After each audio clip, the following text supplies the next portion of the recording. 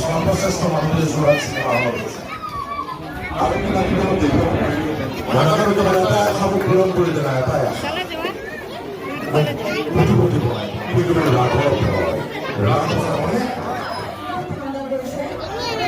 সিনেমাৰ নাম আপুনি দৰ্শন আচলতে এই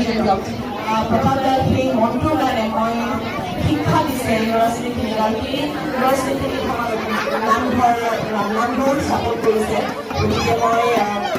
এটা কথা যে এজন ব্যক্তিয়ে যেতিয়া